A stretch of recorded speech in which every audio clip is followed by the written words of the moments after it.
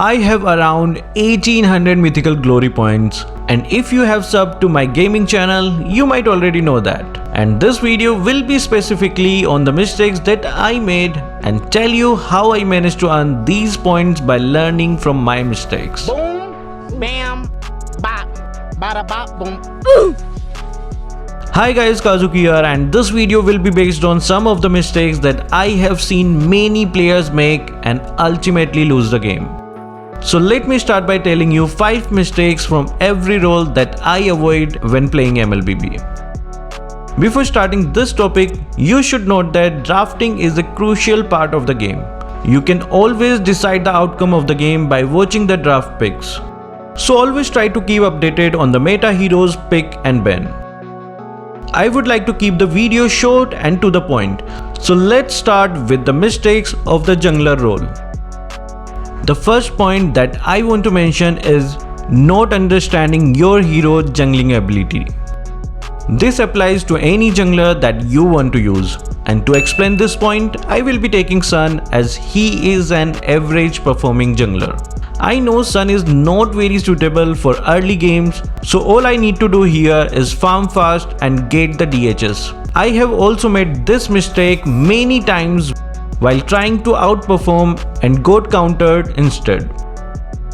The second point will be not rotating according to the objectives. At this point, I cannot defend the top, so now to at least farm fast, I will have to prioritize the turtle lane to overcome the enemy farm.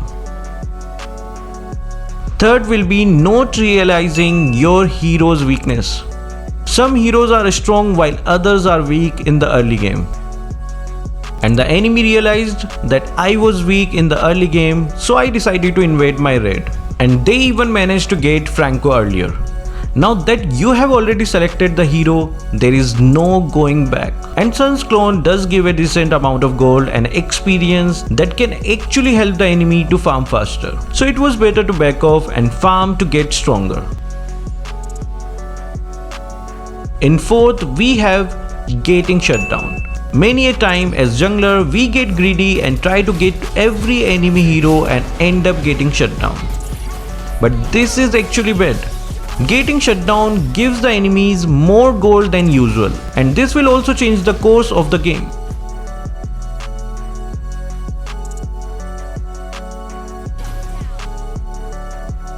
The fifth point will be not knowing when to strike.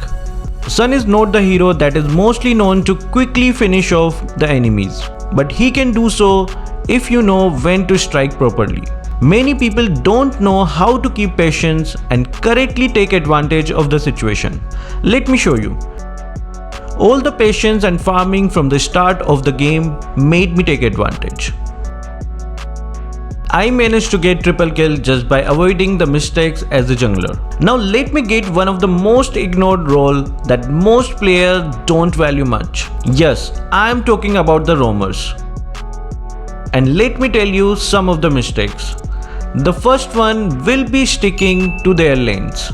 I have seen many roamers sticking only to their junglers with a limited rotation. This sometimes leaves their mages vulnerable. They rotate only when necessary or when there is a gank. So as a roamer, it is very crucial to know which hero you should focus and assist. Also sometimes it is better to stand out and help out the squishy god laners because they will be the priority target.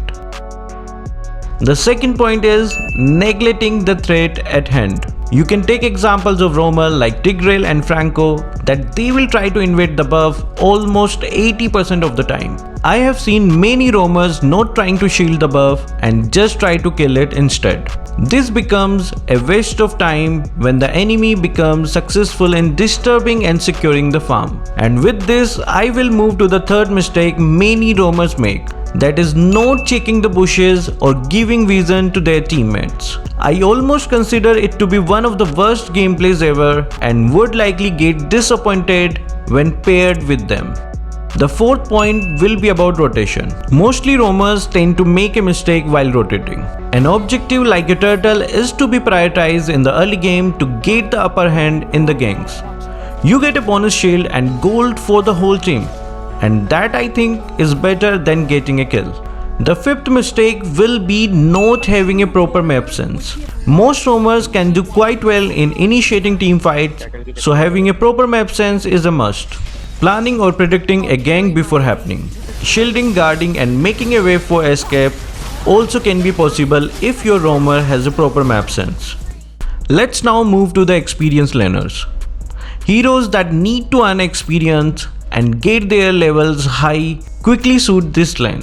The first thing that I want to point out is that many people don't pick heroes that can counter each other in the experience lane. It is important to pick an early game hero to be able to zone out the enemy, and this will help you guys to control the early game. Zoning enemies will also help you gain more experience and gold.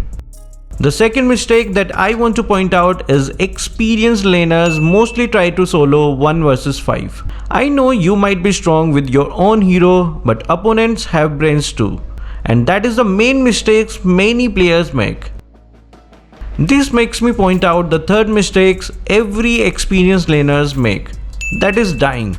I know it is impossible to survive ganks, but in the experience lane, this is your priority because the whole concept of zoning enemies and experience lead falls into the drain if you die and lose the lane. The fourth mistake that I want to talk about is not putting turret destroying as your objective. I have also seen players taking the turret gold and leaving the lane to participate in the other lanes. I feel like this is so wrong. I mean, taking the opponent's turret is one of your objectives too. And the fifth mistake is opposite to the previous points that I have discussed. They just stick to the experience lane and don't remain active in the team fights. I see this happening mostly in the late game team fights. They are versatile, which is why they are very dependable, and missing out on them might cost the game. Let us move to the gold lane now. You might see many item dependent heroes or MM being played on the gold lane. And in this category, the first mistake that I want to point out is that they try to be aggressive in the early game. To some point, even I would agree with them being aggressive, but being greedy is a sin and enemies will punish you dearly. The second mistake that I want to mention is that they don't keep aware of the map. By this, I mean that they know that the enemies may target them, but still they assume they will be safe and ultimately get ganked later. It is very hard to avoid being ganked as an MM, as you will be marked by the enemy, but you can at least follow safety. Let's talk about the third mistake now. People using MM mostly feel like they will outburst the enemies, but they forget they are not burst resistant themselves. So you will need to position yourself even with the best builds. I would recommend getting the Wind of Nature to ensure you stay alive against heroes like Saber and Hayabusa. The fourth mistake will be not focusing on objectives. Most MM are mid to late game oriented. So when the time comes, they should focus on securing the objectives like the load and even the turrets. But sometimes I see them farming and stealing blue and red even with the full build. The fifth point will be about mentality. Sometimes even if you feel like not being effective in the game, then try not to pressure yourself too much and take the support of your team and help them to get to victory. It is a 5 versus 5, so there is no shame to take the help of your fellow mates. I make mistakes too, but I make sure this does not cost my teammates. Coming next to the mid laners that are mostly mages. And the first point that I want you to avoid is do not solo your lane. Mages can be very annoying, yet they are squishy too. They can deal damage, but they can be countered as well. So rather than asking tank to back you up, you should also sometimes back the tank and position yourself behind him. The second mistake is not understanding the role properly. Most mages are very good at countering many heroes and work great when combined with tanks and fighter combos. But the utilization is very different, and I see many of them not even waiting for the other heroes to initiate and start the gank, which makes them an easy target for the enemies. The third mistake will be not using proper build composition. As a mage, many people hate themselves to be called a support. Building items like the necklace can be great help for the team, because mages can be one of the heroes that deal area of damage.